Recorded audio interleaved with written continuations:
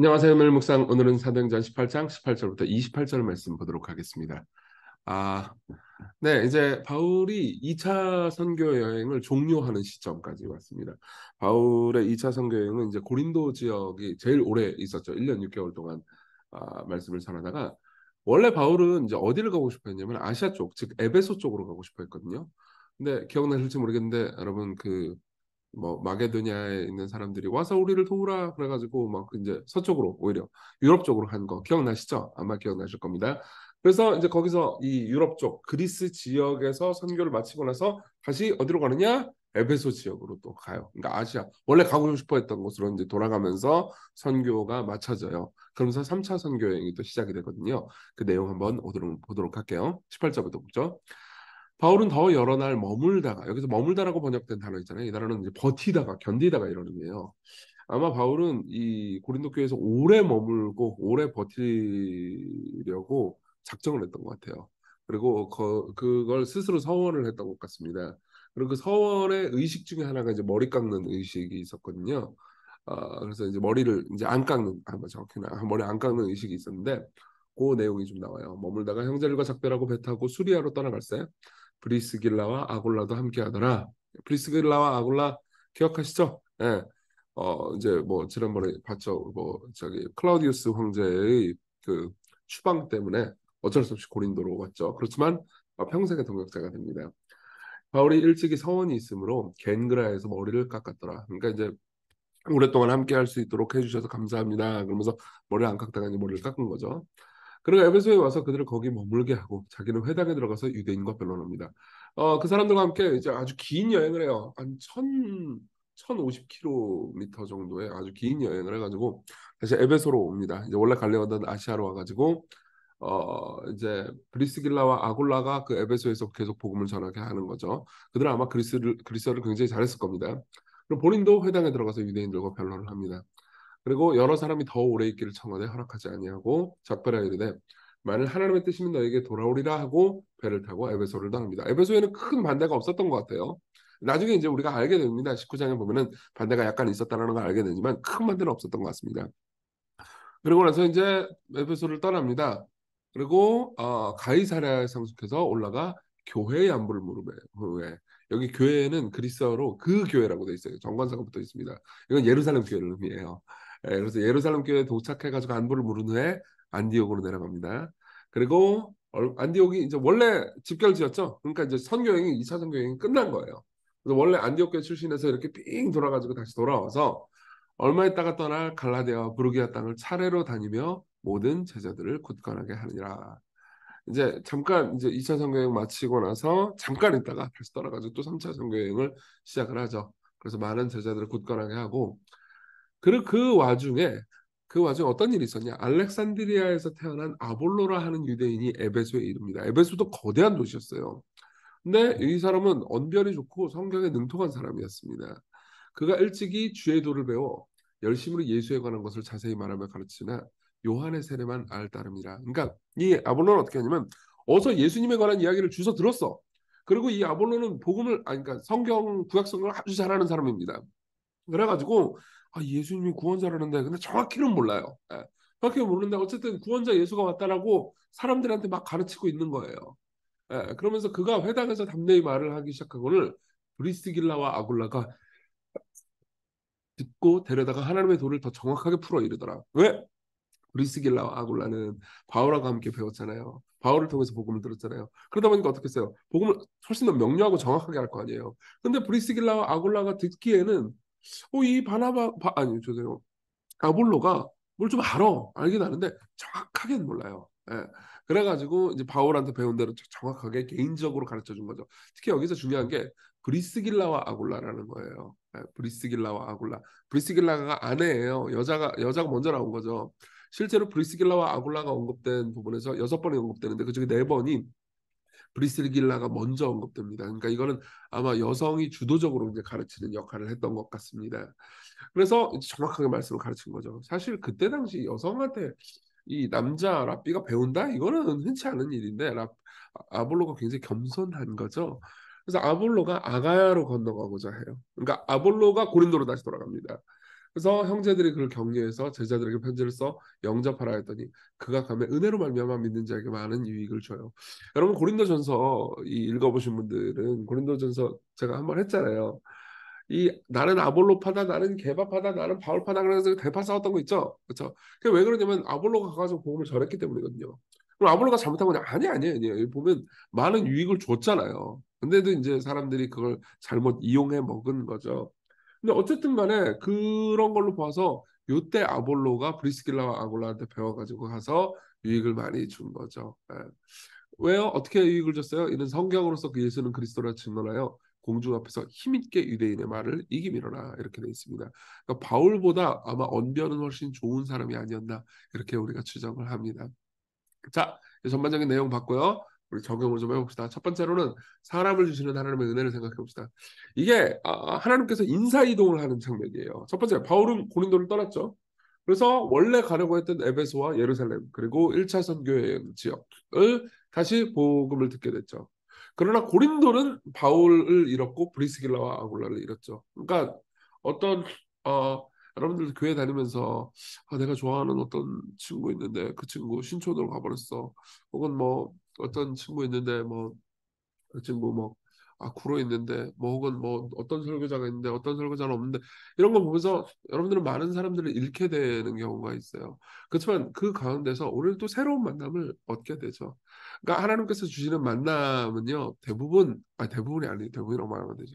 모두 축복이라는 것을 기억하십시오. 특별히 교회에서 하나님께서 주시는 만남을 통해서 여러분들이 하나님을 알고 만나고 또 교제할 수 있다는 것을 기억했으면 좋겠습니다. 그리고 브리스길라와 아굴라가 오므로 아볼로는 복음을 믿게 됐고요. 또 에베소 교회가 세워지고 보존됐죠. 예. 아볼로는 브리스길라 아굴라 없었으면 복음을 못 믿었을 거예요. 그리고 바울이 에베소를 떠났기 때문에 아쉽긴 하지만 하나님의 뜻은 브리스길라가 계속해서 에베소에서 말씀을 전하는 거였어요. 그래서 아볼로가 브리스길라를 통해서 사람 이름 너무 많이 나와서 헷갈리죠.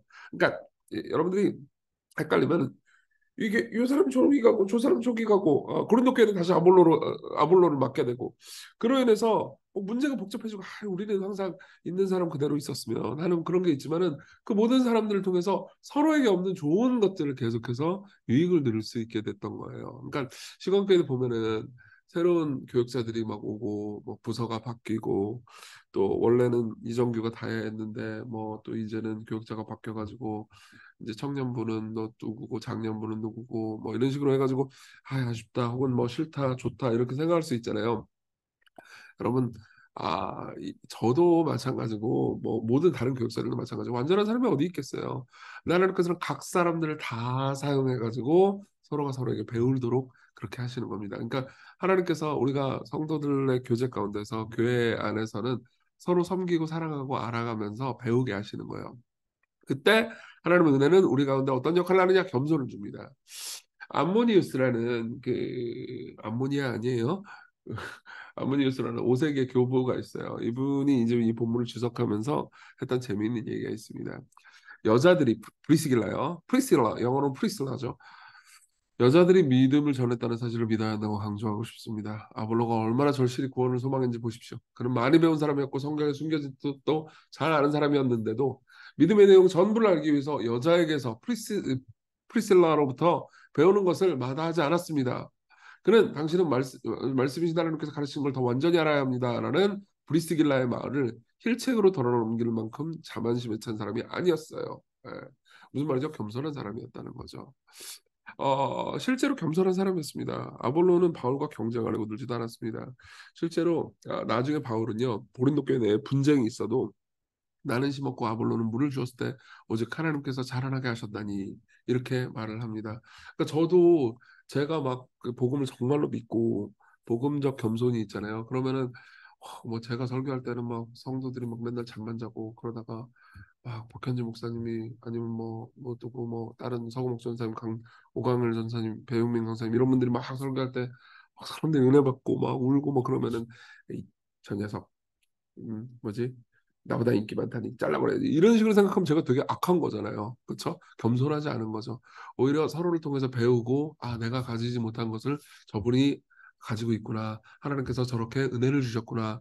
우리가 서로가 서로를 합력해 가지고 하나가 되도록 하시는구나를 배우도록 하는 게 우리에게 주께서 주신 복을 잘 누리는 거겠죠. 그러니까 우리가 겸손하지 않잖아요. 그럼 만남이라는 복을 제대로 누릴 수가 없습니다. 이걸 기억하십시오. 우리 기도합시다. 우리 삶에서 만나는 모든 만남을 소중히 여기게 해주세요. 비단 교회뿐만이 아니에요. 여러분들이 가정이나 회사나 뭐 이웃 주민이나 삶에서 만나는 만남들을 여러분들이 겸손함으로 사람들을 대하잖아요. 그럼 그걸 통해서 많은 것들을 배울 수 있을 겁니다. 누릴 수 있을 거예요. 그리고 그 모든 것 가운데서 그리스도를 기억합시다. 그는 근본 하나님의 본체시나 하나님과 동등됨을 취할 것으로 여기지 아니하셨습니다. 이 그리스도의 낮아지심을 기억하면서 우리가 오늘 만나는 만남 모두를 진심으로 신실하게 대할 수 있게 해달라고 우리 같이 기도합시다.